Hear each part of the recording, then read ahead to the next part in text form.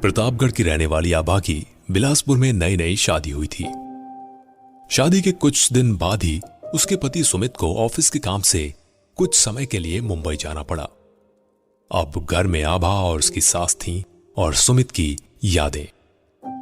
Mobile पे सुमित से बातें और इसके बाद कुछ बचता था तो सुमित के आने का इंतजार। आभा एक रात जब अपने कमरे में अकेली सोई थी तभी अचानक टीवी अपने आप शुरू हो गया, जिससे वो चौंक गई। उसने तुरंत उठकर टीवी बंद कर दिया और फिर से सोने की कोशिश करने लगी। थोड़ी देर बाद उसे महसूस हुआ कि उसके बगल में बिस्तर पर कोई लेटा हुआ है। टीवी अपने आप चलना और फिर किसी की मौजूदगी का एहसास, ये खौफ आभा की रगों में खून बनकर दौड़ने लगा। वो जिस करवट लेटी थी उसी करवट लेटी रही। उसे समझ नहीं आ रहा था कि करे तो क्या करे। खुद को समझाने के लिए सोचा कि शायद ये उसका वहम होगा, लेकिन थोड़ी देर बाद उसे फिर से ऐसा लगा कि जैसे बिस्तर का गद्दा दब रहा हो और बगल में लेटकर कोई करवट बदल रहा हो। इस एहसास से आभा के रोंगटे खड़े हो गए। वो समझ नहीं पा रही थी कि ये सब क्या हो रहा है। बहुत हिम्मत जुटाकर वो बिस्तर से उठी और पीछे पलट कर देखा। वहां कोई नहीं था, लेकिन जब उसकी नजर गद्दे पर पड़ी तो आभा का दिल दहल गया। गद्दा नीचे की ओर दबा हुआ था और ऐसा दिख रहा था जैसे उस पर कोई इंसान लेटा हुआ है। अब वो चिल्लाना चाहती थी, पर खौफ और डर के मारे गले से आवाज तक नहीं निकल रही थी। इस डरावने माहौल में आभा के दिल की धड़कनें साफ महसूस हो रही थी। रात के 2 बज रहे थे। दहशत ऐसी कि चारों तरफ सन्नाटे में सिर्फ खौफ ही खौफ था। डरी हुई आभा ने तकिया उठाकर उस जगह पर फेंका जहां गद्दा दबा हुआ था। ऐसा करते ही बिजली की तेजी से गद्दा ऊपर आकर ठीक हो गया और आभा को ऐसा लगा कि वहां से कोई परछाई तेजी से उठकर खड़ी हुई हो। इसके बाद करीब 30 मिनट तक कोई हलचल नहीं हुई। तब आभा ने थोड़ी हिम्मत की और जोर से चिल्लाने की कोशिश की। उसने बगल के कमरे में सो रही अपनी सास को आवाज लगाई। सास तुरंत दौड़कर आभा के कमरे में आ गई और पूछने लगी, क्या हुआ? अभी आभा कुछ बोलती उससे पहले ही उसे फिर से ऐसा कुछ दिखा जिसे देखकर उसके होश उड़ गए। आभा ने देखा कि उसकी सास के पीछे एक जवान औरत की धुंधली परछाई खड़ी थी। उसकी आंखों की जगह काले गहरे गड्ढे थे और उसका कद करीब करीब कमरे की छत जितना ऊंचा था।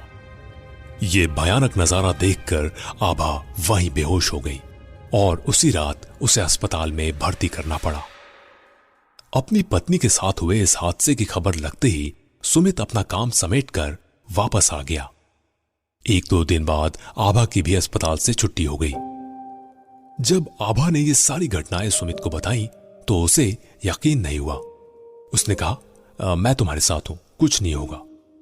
और सच में ऐसा ही हुआ।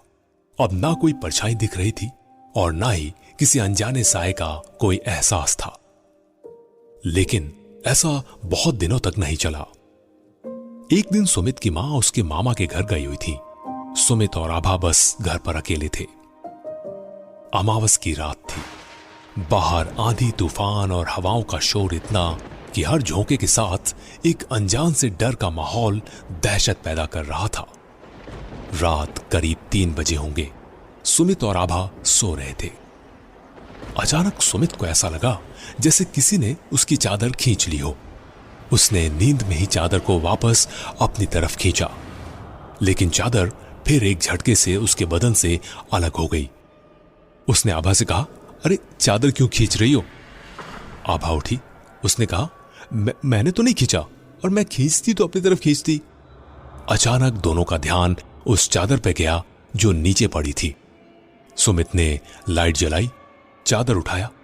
अचानक उसे ऐसा लगा जैसे चादर गीली है।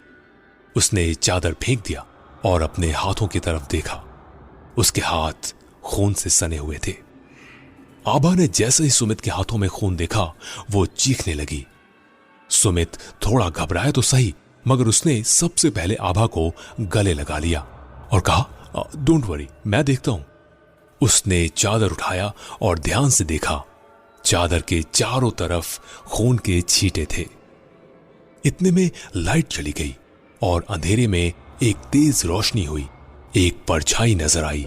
सुमित और आभा को यकीन नहीं हो रहा था कि अभी कुछ महीने पहले वो जिस घर में इतने अरमानों के साथ शिफ्ट हुए हैं, वहां मौत के एहसास का ऐसा खौफनाक नजारा देखने को मिलेगा। सुमित ने हिम्मत करके पूछा, क्या इस घर में कोई और भी है? हवा में एक डरावनी आवाज लहराती हुई बोली, तुम्हें आए हुए अभी कुछ महीने ही हुए हैं और मैं इस घर में 20 साल से रह रही हूं। मेरा कत्ल यहीं हुआ था। बड़ी बेरहमी से मुझे मारा गया था। मैं रुखसाना हूं। ऊपर वाले से दुआ करो कि मैं तुम दोनों का कुछ ना करूं। तुम्हारी जिंदगी सलामत रहे और मैं भी यही चाहती हूं कि मैं तुम दोनों का कुछ बिगाड़ूं तो नहीं, मगर मेरा पहरा और मेरी मौजूदगी इस घर की हवाओं में है, फिजाओं में है। इस दहशत के साथ यदि इस घर में रह सकते हो तो रहो, नहीं तो मेरे खौफ, मेरी दहशत में तुम दोनों की मौत भी हो सकती है। वैसे भी मौत से बड़ा मौत का खौफ होता है। तुम दोनों के पहले भी कुछ लोग इस घर में आए थे। कुछ तो चुपचाप चले गए और कुछ अपनी जिद में इसी घर में रहने के लिए अड़े रहे, और उसके बाद वो इस घर से बाहर नहीं निकले। हाँ, मगर उनकी लाश जरूर इस घर से बाहर गई। सुमित बोला, रुखसाना, ये तुम्हारा ही घर है। हमने तो किराए पे लिया है। हाँ, इस घर को लेकर हमारा सपना जरूर था कि हम इसे खरीदेंगे, इसके मालिक बनेंगे, लेकिन हम डर के साए में भी नहीं जी सकते। जितनी जल्दी होगा हम इसे खाली कर देंगे। बस जब तक हम यहां हैं, तुमसे इतनी गुजारिश है कि हमें चैन से जी लेने दो। इस हादसे के बाद सुमित और आभा ने 1 हफ्ते के अंदर घर खाली कर दिया। इस दौरान रुखसार का ना कोई साया नजर आया, ना ही खौफ, मगर सुमित और आभा के दिल और दिमाग में इस खौफनाक हादसे का असर लंबे वक्त तक बना रहा।